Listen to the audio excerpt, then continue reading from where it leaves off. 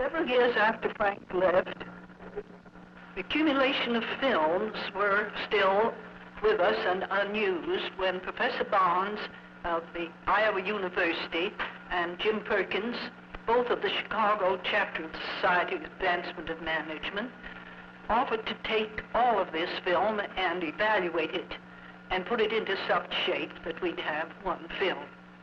It was a project which interested and had the cooperation of the whole chapter, the Chicago chapter of the Society for the Advancement of Management, but most of the work was done by Jim himself. Frank Bunker Gilbreth was born in 1868 and died in 1924.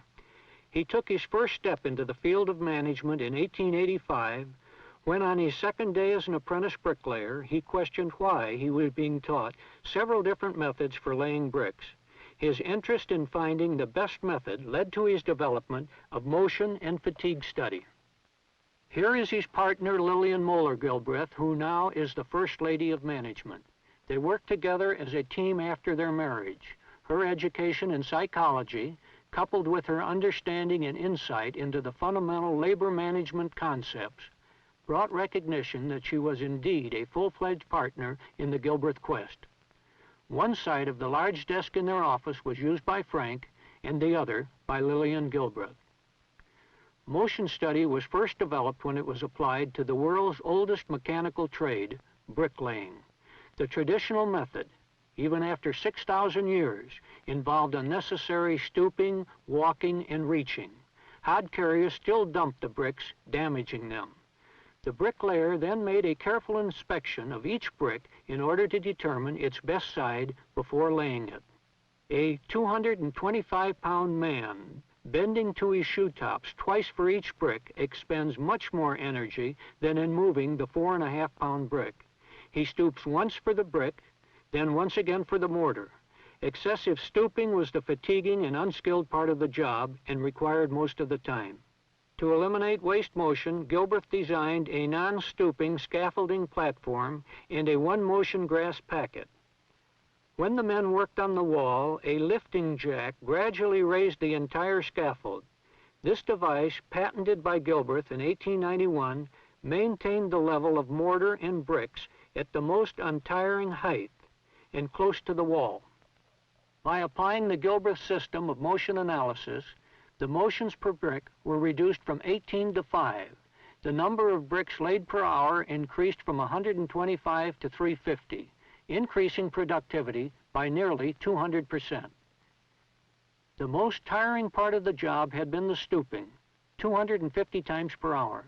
Under the new method, a man could lay more bricks standing normally and in the least tiring position. We never were able to have all these energy-saving devices used because of opposition on the part of the unions. But they were tried out on some of our own jobs to the point where we knew that they would work. About this time, when the horseless buggies overtook the horse and the airplane was still a curiosity, Gilbreth wondered about a new challenge. Following his outstanding success in bricklaying and construction, he then pursued broad research in diversified manufacturing operations. Fundamental principles and techniques resulted from this research. He created an entirely new school of thought concerned with how to improve industrial efficiency and at the same time improve working conditions for the worker. His work took a firm hold in engineering and economic societies, as well as with the leaders of our country. Its impact upon the economy helped the United States to attain its present position in the world. In a speech made to the nation by President Woodrow Wilson on August 25, 1919, he was quoted as saying, "Better standards of living are impossible without producing more. Men cannot consume what has not been produced. On American labor rests grave responsibility if labor itself is not to suffer." Gilbreth's research, discoveries, and conclusions extended into many diverse areas: motion and fatigue study, skill study, plant layout and material handling, inventory control, production control, business procedures, safety methods, developing occupations for the handicapped, athletic training and skills, military training, and surgical operations. Frank, as of course you know, felt that the human element was the most important element in any work situation, that the more you could know and understand the worker, the happier you could probably make him on the job. And as he always felt that happiness minutes were the thing we were all primarily interested in, why, of course you got those happiness minutes by trying to make people enjoy their work. On his first consulting job, one of the most important operations at the New England Butt Company was the assembling of its braiding machines. A mechanic working from blueprints assembled 18 braiding machines per day. Using motion picture analysis and the help of the men, a better method was developed. The parts were first laid out in order. Without the use of blueprints, a mechanic assembled 66 braiding machines per day, an increase of over 250%. This packet was one which Frank took a great deal of interest in, which he enjoyed very much indeed. He disassembled and then put each part in the nearest place, pre-positioning it so it could be brought into its component part of the thing he was assembling in the shortest amount of time possible. He could have these packets set up. This series of pictures demonstrates the packet method. The packets provide a one-motion grasp, which reduce searching, decision-making, and grasping time. It does require a stock boy to load the packets. This was done by moving the packets on trucks right up to the stock bins. The loaded packets were then rolled into the assembly area. The packet itself was designed for the most efficient series of motions. Gilbreth accepted an assignment with Lever Brothers in 1920, and here you see the original method used for edging and polishing bars of glycerin soap. The operator used a hand knife to scrape the mold marks from the edges of the soap bars. Later, the operator polishes the soap bars with a cloth. The new method offered the operator an opportunity to sit or stand at will, the least fatiguing way to work. Gilbreth felt very strongly about making work easy. He recognized men will allow themselves to become only so tired during the course of a day, and that they then pace themselves. One Gilbreth study showed that providing a chair for the worker and allowing him to sit or stand at will improved productivity by 18%, and at the same time the worker returned home less tired. Gilbreth's new method provided for shortened reaching, the use of gravity feed containers, drop delivery for damaged bars to the waste bin, and a stool, making the work less tiring and giving more output.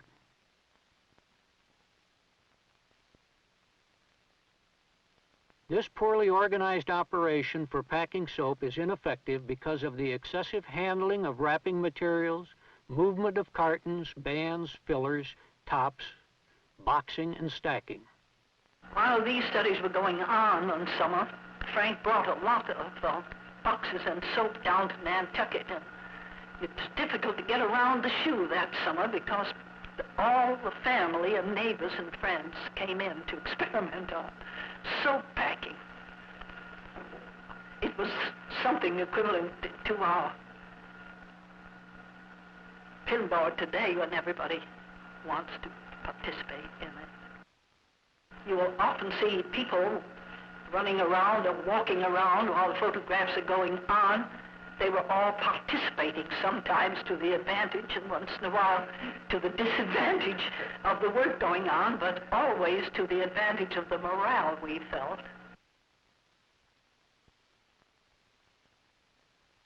Here, as they often did, the Gilbreths worked together in order to develop a new method. Mrs. Gilbreth told me later that after viewing this method and trying to improve it, she learned that a certain type of work is too complicated for simultaneous motions of both hands and fingers, and that Frank probably said, "I think that a fixture for holding and processing one box at a time would be helpful."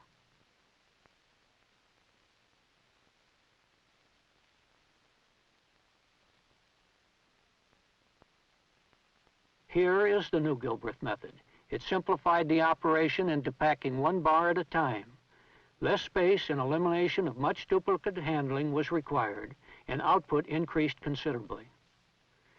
Gilbreth is quoted as having said that in his experience, one can develop a new motion pattern which reduces manufacturing time by 80% by the use of motion analysis. In this laboratory study, Gilbreth found that distance had a little effect on time for motion, but that longer motions were more fatiguing. Some of the time values he obtained were applied in new work patterns. He found these new cycle times were very reliable for skilled workers.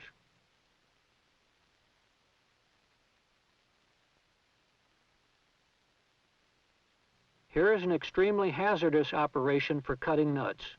The fingers come very close to the cutting wheel, and a little slip could cause a very serious accident. In order to obviate this danger, Gilbreth designed a safety holder and a more economical motion pattern, but the greatest advantage was the safety feature. You see here that the new method and safety fixture keep the fingers away from the dangerous circular cutting blade.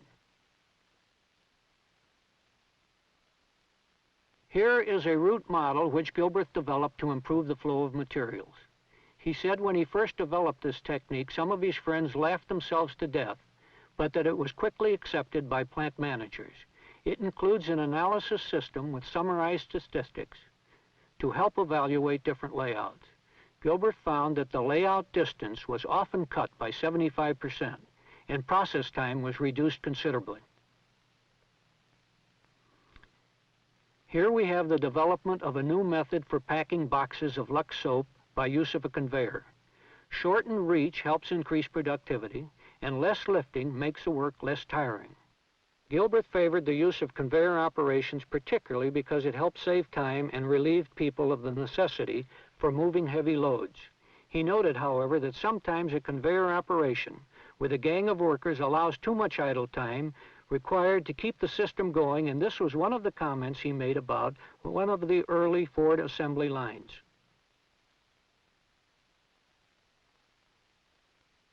This is one of the Taylor experiments which Frank made over again in order to compare the results with the results as they're in shop management. This film is very amusing because of the rate in which it was taken. It shows, as did many of our own experiments, that's Frank over the left here, how rapidly people under load would go up as you remember in the film, in the book, in Shop Management, Taylor advocated that they work and then rest exactly according to the plan which he had worked out. Gilbreth had a profound respect for Taylor's work. By using rest periods and an incentive system, Taylor was able to increase productivity from 12.5 to 47 tons per day per man. This increase raised a man's wages from $1.15 to $1.85 per day. Gilbreth agreed with Taylor's findings. Gilbreth's simul-motion chart showed that men took very consistent steps, except where there was a depression at the bottom of the ramp. Later, when Gilbreth was a major in the Army, he found that some of the men tried to evade the service by limping purposely. However, he remembered his earlier study and found he could identify fake limping. One man even conceived the idea of wearing one small and tight shoe to feign a limp, but Gilbreth caught it. Gilbreth's investigations also extended to business procedures such as maintaining stock, counting out and issuing stock, maintaining records, low inventory ordering points, and so forth. The ordering point was based upon the length of time it took to replenish stock. The bins were designed to facilitate both the replenishment and removal of stock. Here you see a special scale which is called the weighing counter. It was used for weighing out parts instead of counting the proper number of parts. By means of a ratio on the scale, a predetermined number of parts would be indicated when it was in balance. When only a few parts were required, they were counted, put into a tote box, and delivered to a pickup station for the stock delivery man.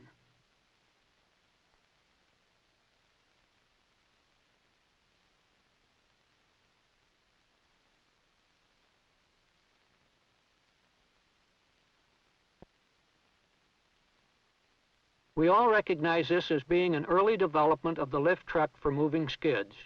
Gilbreth called it a booster truck. It was in the process of being developed in the early 1900s. This booster truck was also used for moving work tables and equipment nearer to the particular operation. Note that at that time the feet, or fins as Gilbreth called them, were not attached to the platform. That came as a later development. Booster trucks lifted skids to table level in order to reduce the amount of fatigue and improve productivity. This is a fairly common practice today by paper cutters in the printing industry.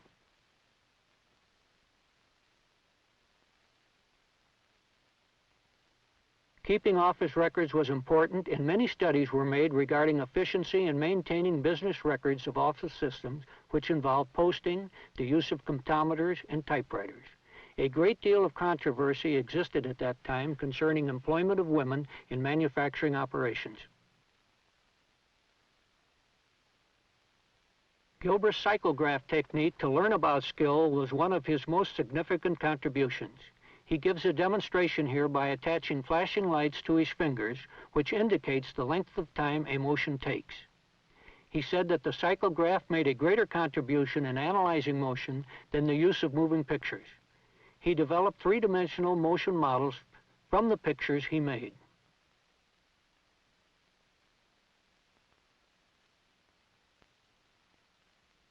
Now we're coming very shortly into some of the application of the cyclograph out in the actual shop work. This was done also in the New England Mud Company. Some of these studies that you see are to show skill and the difference between a skilled operator and unskilled operator. And some of them are to show the learning process. Here you see a cyclograph study applied to a drilling operation. By tilting the tote box so that the parts all slid down to a certain place in the box, the operator could reduce searching and grasping time. It was found that the old theory of feeding parts into one side and out the other did not work as well as when the part is fed in, and after drilling, the latch handle is allowed to drop down a chute into another tote box. The new method increased productivity over 100% and was less fatiguing. In an application of this cyclograph technique to one operation, more than a mile of hand travel was eliminated. Gilbreth said, "The expert uses the motion model for learning the existing motion path and the possible lines for improvement." He also said, "An efficient and skillful motion has smoothness, grace, strong marks of habit, decision, lack of hesitation, and is not fatiguing." In the early days of the typewriter, promotion was based upon winning the annual national typing contest. After losing one year, the Remington Company commissioned Gilbreth to train a champion typist. He applied his motion study techniques. His champion for the Remington Company used a system emphasizing the eyes were to stay focused on the material to be typed. The champion typing record, set in 1916, was 150 words per minute from strange copy and with no mistakes. One of the fields in which he took special interest was the visual process. He studied effects of lighting, lighting conditions, and the use of eyes in industry from the point of view of improving efficiency, and largely as a means of reducing visual fatigue. The series of shots you see here were probably made only to determine whether the camera could be used to demonstrate and measure eye movements. Gilbreth studied work distribution in order to balance the load of the fingers based upon their muscle capacities. Ultimately, a new Dvorak keyboard was engineered, which is said to have improved output from 7 to 15%. The Giants versus the Phillies at the Polo Grounds on May 31st, 1913. Gilbreth found that the pitched ball traveled at the rate of about 150 miles an hour. It was in flight about 3/10 of a second, which allows very little reaction and swinging time. The cross-section screen used was to learn where does the ball start to curve and how much. Gilbreth found that after the ball left the pitcher's hand, it took about 1.5 seconds for it to be relayed to second base. The dash to steal second base, with an 8-foot lead, required a speed faster than the world's record for the 100-yard dash. Gilbreth believed skills in one field could be transferred to another. His first assignment as major in World War I was to teach soldiers how to throw hand grenades. His knowledge of pitching skills stood him in good stead in his military assignment.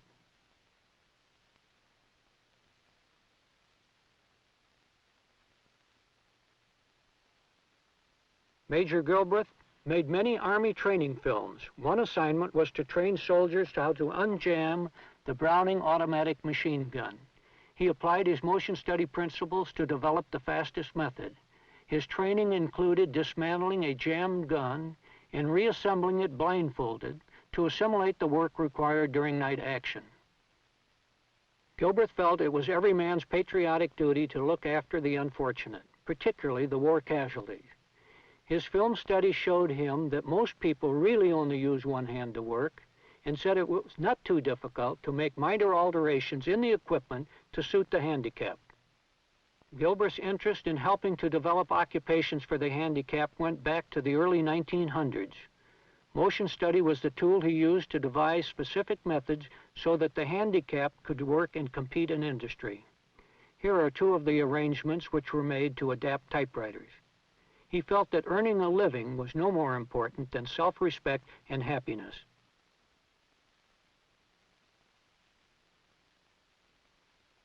As a boy, and witnessed several hundred surgical operations. In 1910, he started intensive studies in hospitals in the United States, Canada, and Germany, including work at the Mayo Clinic. He observed that doctors took more time looking for their instruments than they did in performing the operation itself. Working with the doctors, he came up with a technique which is still being used today. When the doctor was ready for a new instrument, he extended his open hand, palm up, to the nurse and called for the instrument he wanted. He was thus able to keep his eyes focused upon the open incision and therefore reduce operating time significantly. Gilbreth said that at first the doctors were a little hesitant, but that as they realized how he could help them, they became most cooperative. Here you see the doctors and nurses prepare a patient whose stomach is being painted with iodine for the removal of a large tumor, which you will see later. In addition to critical surgery, Gilbreth also studied various medical and hospital skills. He found that doctors, nurses, and technicians seldom used the same methods. He established the best methods for tying sutures, making hospital beds, and so forth. The AMA recognizes these moving picture films of Gilbreth's as being the first movies of surgical operations. His work, of course, was really a method study, rather than from the medical aspect of how the operation must be performed. We had marvelous cooperation. I feel sure that this was because Frank took plenty of time to enlist the real interest of the people concerned, and also that he had such tremendous enthusiasm that spread to other people. The days just weren't long enough to fit in all the things that he wanted to. And in case you're concerned, this operation was successful. Cheaper by the Dozen tells the story of the Gilbreth family and how the home was managed. This family is loved internationally, so a few scenes of their family life may not be out of order. This picture I have had tried to have eliminated from the film a good many times, but haven't succeeded. The children, strangely enough, whose photographs are not very flattering, all love it and wouldn't have it come out of the film for anything. The Gilbreths said that the home is a restaurant, a dormitory, a school, a hospital, a place for development and relaxation, and most of all, a place for love. Mr. Gilbreth said that the home is a plant whose product is Happiness Minutes.